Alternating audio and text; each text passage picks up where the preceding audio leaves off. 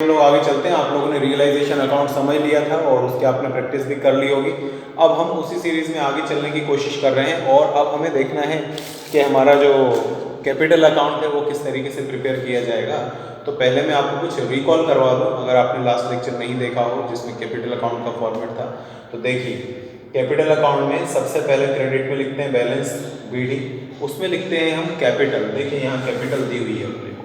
फिर मैंने बताया था बाय जनरल रिजर्व वगैरह जो भी दिए हों वो लिख देना। तो यहाँ पर अपने को रिजर्व दिया हुआ है वो ट्रांसफर करें। बाय P&L लिखेंगे, नसीब से क्वेश्चन में दिया हुआ नहीं है तो उसको लिखने की ज़रूरत नहीं है अपने को। इसके बाद मैंने बोला था रियलाइजेशन का प्रॉफिट आया हो तो यहाँ डाल देना और रियलाइजेशन का लॉस आया हो तो यहाँ डाल देना। तो आपने लास्ट लेक्चर में रियलाइजेशन अकाउंट प्रिपेयर किया था, मुझे ध्यान है उसमें 35,000 का लॉस निकला था, जिसमें से 17,500 दोनों पार्टनर्स में हम लोगों ने डिस्ट्रीब्यूट किया था। तो वो रियलाइजेशन अकाउंट का लॉस है वो डालेंगे। फिर मैंने बताया था अगर किसी पार्टनर ने किसी लाइबिलिटी को पेमेंट किया हो तो क्रेडिट में लिखो। तो इस क्वेश्चन में ऐसी कोई जानकारी नहीं है। किसी पार्टनर ने कोई एसेट्स ले लिए तो उसको डेबिट में लिखो। इस क्वेश्चन में ऐसी भी कोई जानकारी नहीं है और एग्जाम में दी भी नहीं होती, टेंशन न ले आप। ईजी लेवल ही आता है, लेकिन ईजी भी तो समझना तो पड़ेगा ना ईजी भी। तो इतनी ही बातें हैं। कैपिटल लिखिए, रिजर्व लिखिए, P&L लिखिए और रियलाइजेशन का बैलेंस ट्रांसफर कर दीजिए। तो कैपिटल देखो 50 और 60, ये लिख दिया हमने 50,000, ये लिख दिया हमने 60,000। रिजर्व देखिए 10,000 का है, इक्वली डिस्ट्रीब्यूट होगा तो 5,000 ही A को मिलेगा, 5,000 ही B को मिलेगा। रियलाइजेशन का लॉस आपको याद हो लास्ट लेक्चर, तो 17,500, 17,500 किसी पार्टनर ने ना तो किसी लाइबिलिटी को लिया था, लेता तो यहाँ लिख देते। किसी पार्टनर ने कोई एसेट्स भी नहीं ली, लेता तो यहाँ लिख देते। बस इतना ही है, इससे ज़्यादा कैपिटल अकाउंट में कभी कुछ भी नहीं आएगा। फाइनली रियलाइजेशन अकाउंट ही इंपॉर्टेंट है। अब आप बैलेंस निकाल लो भाई। और मैंने समझाया था आपको कि जो बैलेंस निकलेगा उसको बैलेंस नहीं लिखेंगे, उसको क्या लिखेंगे, टू कैश। ब्रैकेट में लिख दे रहा हूँ आपके समझने के लिए कि वो बैलेंस है। तो इधर का टोटल है 55,000 और 65,000। ऑब्वियसली बैलेंस उधर ही निकलेगा क्योंकि उधर का टोटल स्मॉल है, 55 और 65। अब हमें ये बहुत टेंशन होगी। 55,000 में से 17,500 हमें माइनस करना है। अगर माइनस करेंगे तो आएगा 37,500 आई थिंक।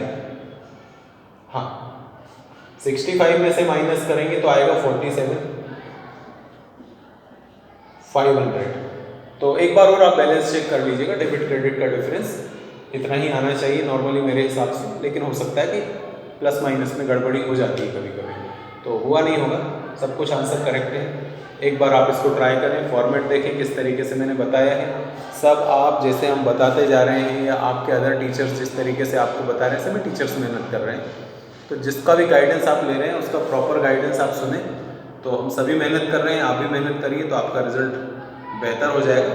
और ये अपने दिमाग से टेंडेंसी निकाल दीजिए कि भाई कोरोना चल रहा है तो पेपर एकदम ही ईजी आएगा और हमें पढ़ने की ज़रूरत नहीं है। ऐसा कुछ भी नहीं है। ना तो जनरल प्रमोशन होना है और ना ही एग्ज़ाम का लेवल एकदम ईजी आएगा।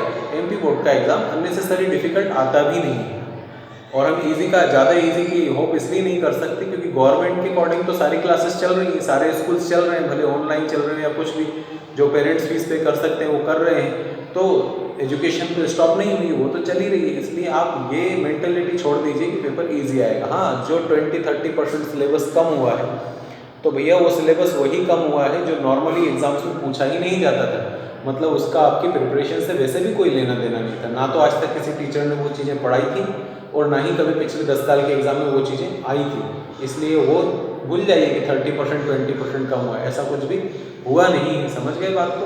आपको वैसे ही प्रिपेयर करना है जैसे नॉर्मली करते थे और एग्ज़ाम का पेपर भी उसी तरीके से आएगा जैसे नॉर्मल हर साल आता है। आपको थ्योरेटिकल भी तैयार करना है, इसलिए मैं भी आपको थ्योरी अच्छे से समझाने की कोशिश कर रहा हूँ और प्रैक्टिकल भी आपको उतना ही प्रिपेयर करना है जितना हम लोग नॉर्मली हर साल करते आ रहे हैं। अपने सीनियर स्टूडेंट से मिलिए, प्रीवियस ईयर्स के पेपर अगर आपको कहीं से मिल जाए तो उनको देखिए और उनके बेस पर ही अपनी प्रिपरेशन करिए।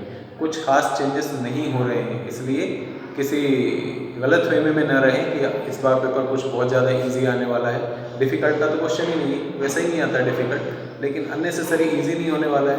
और कोई कोर्स ऐसा नहीं हटा है जो अब तक बार बार पूछा गया हो या जिससे कोई बहुत बड़ा पोर्शन बनता है, ऐसा कुछ भी नहीं है। वही कोर्स हटा है जो नॉर्मली अब तक एग्जाम्स में नहीं पूछा जाता था। तो ये मैंने आपके डाउट क्लियर के लिए बता दिया कि आप इस गलत फहमी में न रहें कि 30% कोर्स कम हो गया है तो कुछ बहुत ज़्यादा फ़ायदा होने वाला है। कुछ फ़ायदा नहीं होने वाला है। जो चीज़ें प्रिपेयर करनी पड़ती थी वो अभी भी आपको प्रिपेयर करनी ही पड़ेगी, और जो चीज़ें वैसे भी स्किप करवा दी जाती थी टीचर्स के थ्रू या स्कूल के थ्रू, वो वैसे भी इस साल भी स्किप करनी है। तो कुछ चेंज नहीं है, इसलिए गलतफहमी में न रहें, अच्छे से मेहनत करें और अच्छे से अपने एग्ज़ाम्स को फेस करें। चले, ऑल द बेस्ट।